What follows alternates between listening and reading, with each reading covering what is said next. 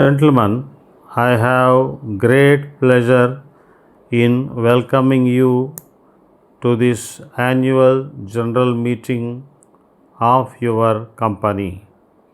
The report of the directors incorporating the salient features of our performance during the year under review, together with audited statement of accounts for the year ended 31st July 1991 have been in your hands for some time, and with your permission I will take them as read.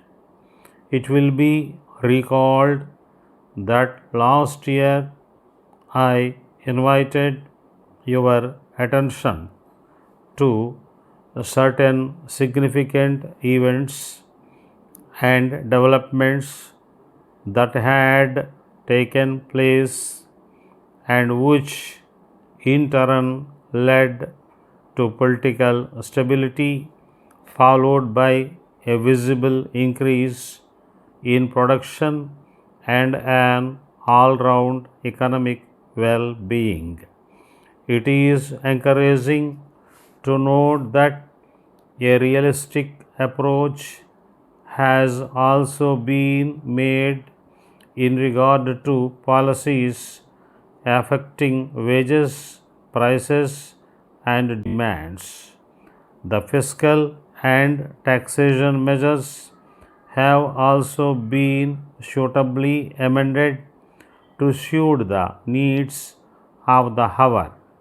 In addition, significant efforts are being made for controlling the growth of population. It would therefore be reasonable for us to view the future with renewed optimism.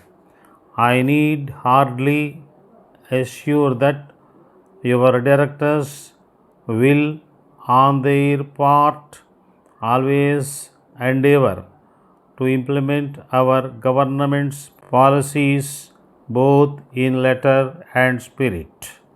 Reverting to our own sphere of business activity, I am happy that your company has once again made a satisfactory profit after providing for operational expenses and depreciation. Considering that ours is a comparatively young company learning while earning, you will agree that the overall performance of the company has indeed been commendable. This will be apparent when I refer to the working of our various units during the year under review. The first reference that has ever been made officially about chit funds is in a manual which was compiled by a Britisher and who was the collector of Malabar a long time ago. He also traces the origin of this system to the credit needs of the ancient village economy of Kerala when the trade was in terms of barter and again as a commodity was used instead of currency or coins. Later, through a process of evolution, the system acquired its present form with all its obligations between the participants and foreman who assumes responsibility to turn it honestly. The system caters for the saving instinct of the various strata of our society. Our past experience has established that the chit fund has no doubt played an effective and important role in the improvement of the economy of the country in meeting those credit needs of our people which are not, of course, normally provided for by commercial banks or other financial institutions.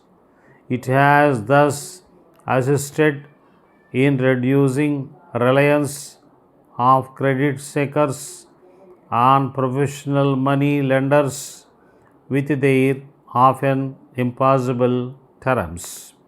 It has, in addition, assisted in providing a degree of financial viability to agriculture, trade, commerce, and industry.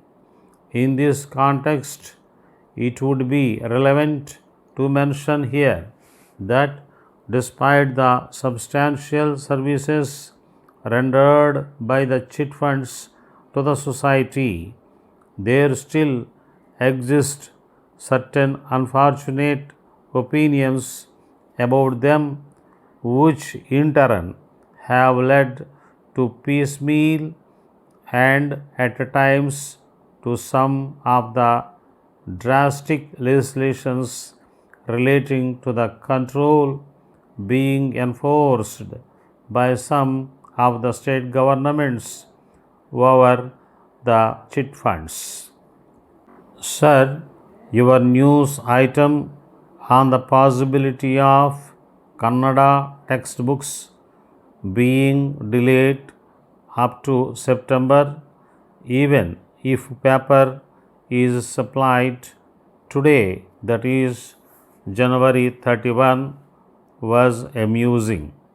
Whoever was responsible for this forecast or threat was living in the first half of the present century, for it is possible to print and bind all copies within a month without asking for help from the 5,000 printers which the association represents.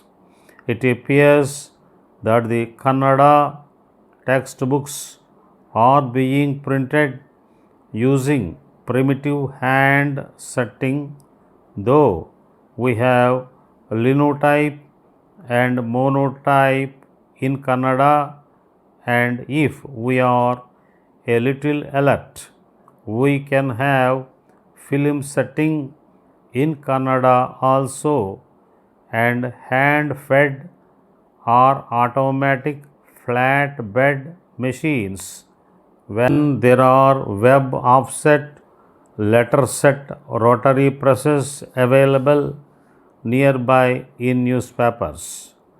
A giant textbook printing unit is fast approaching in Karnataka with foreign help, and when it does, private printers have to look to other pursuits of work and should not depend solely on government textbook work for their daily bread, as it is quite a chunk of work from textbooks reaches Sivakasi, which is able to do it quickly without labor trouble, which has become a hallmark of the industries. Regarding paper, the producers and dealers are taking the printers and the government for a ride in view of the foreign exchange crisis. Thanking you, yours faithfully.